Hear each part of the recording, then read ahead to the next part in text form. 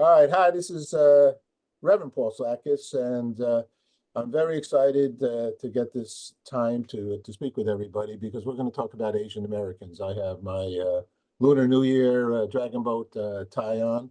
Our audience knows I've been involved with the Asian American community since 1985, or even when I was a little boy going into Chinatown, and many other experiences, thousands of experiences. So. It's been a real strong community for us. And today we're going to learn about actually, this is something that I don't think people really do understand.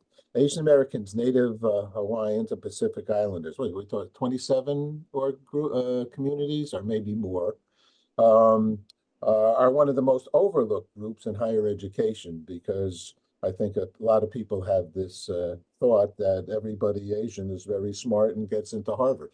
So that's not necessarily true at all by any means. We're here with a PhD, Noel S. Harmon. Hi, how are you today? Hi, thanks so much for having me. And you're president executive director of a very important organization, APIA Scholars. Tell us what that's all about, please. Yeah, thanks so much. Well, we are super excited about the Asian American Native Hawaiian Pacific Islander Heritage Month that's coming up in May. The Asian community, as you were saying, is a really vibrant and diverse community. We are 25 million strong and growing, one of the fastest growing communities in the US.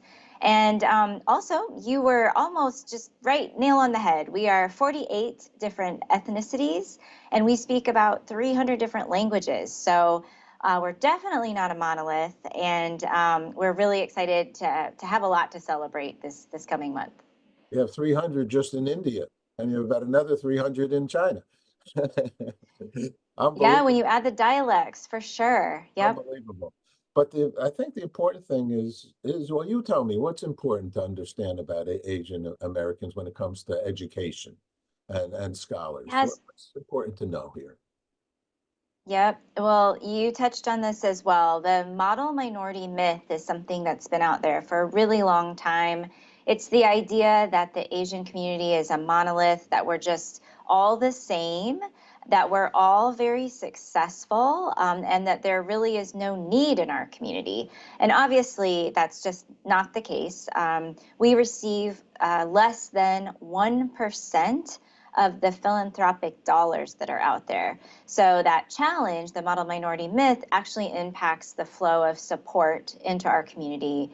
And so that's something that we continue to want to raise the visibility about that and to focus on it to really try and dispel that myth.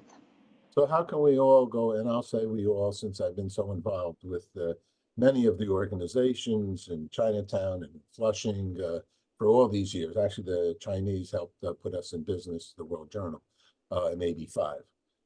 So how can we get that? I mean, I've been at the events, community events, the community hospitals, the community does do their best to take care of themselves. But how do we get that message out? What's your thinking? I mean, coming on right now, and I'm sure you're going to other media, that's very wonderful and really good. And when I started with the Asian Americans in '85, there was only 10 million, I think. And so Oh, wow. the community has grown significantly and successfully in many respects. But we're talking here, maybe not, the ones who are John Lewis, who are state senators and so on and so forth. Someone goes to Harvard or Caltech or so on. So what do we think here?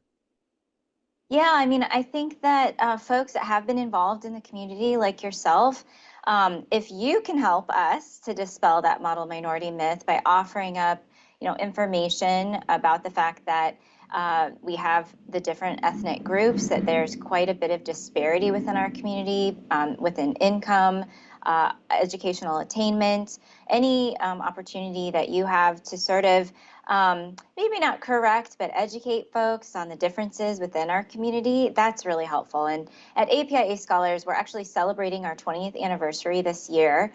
We have given over and awarded over 150 million in scholarships to over 8,600 students. And so right there, that data point is really proof about the need and the interest that the community has in furthering their education, but also in looking for scholarships to be able to afford their post-secondary education.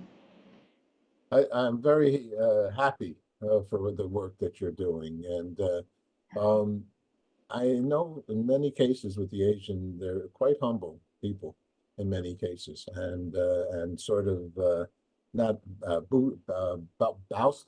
boasting, yeah, boasting about their successes. It's just not part of most of the Asian culture from all our research, and we helped break the Asian market here in America with research in the 80s.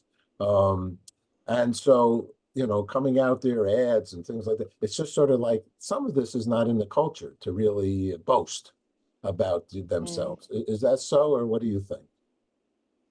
Yeah, I mean, I think that there's, first of all, because we're such a diverse group, I think that there's an opportunity to hear lots of different voices in lots of different ways. And we have been part of a lot of research studies at the national level to disaggregate the data so that, you know, the community doesn't necessarily have to boast, but the research can speak for itself in terms of what's happening in those communities. That data disaggregation is a huge point that we would love to make today, is just the importance of looking at data at the granular level and not continuing to say all Asians, et cetera, but saying when you look at different ethnic groups within the Asian community, this is what you see. So, but that said, to your point, we actually advocate quite a bit to even have a seat at the table. I think that's another conversation, which is that we really are not often we are often overlooked and not often invited to be at the tables where decisions are made. So that's something that, again, our organization is really trying to uplift and shine a little bit more visibility on. Where are you actually located? Or I mean, I'm sure you're national or international. Um, Yeah, that's a little we're bit. in Washington, D.C. Oh, in Washington, that's a good place to be. I would imagine. And literally, so now I'm from Pacific Island here, and I want to get a scholarship. Or how do I go about to do something like that? Yeah, so we hope that folks will go to our website. Our website is apiascholars.org. We usually award about 3.5 million annually in scholarships. That's only about 6% of the applicants that we receive.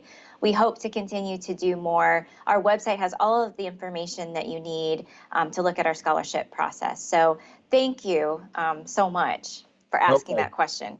Well, look, I'm very excited. I realized early on that the Asians, even though there was a lot of them in the community, really didn't in America because we weren't taught anything about Asian studies in high school.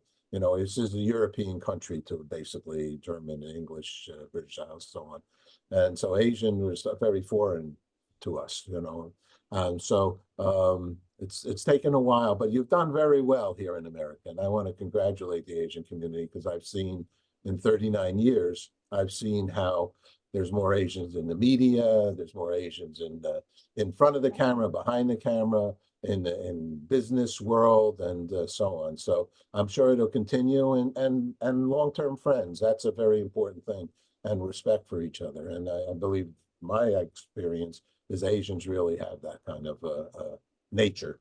So that's good. Good job. Well, thank you so much. Thanks for recognizing us during this month of celebration. We appreciate you having us on. Okay, Noel, thank you very much. Bye-bye. Bye-bye.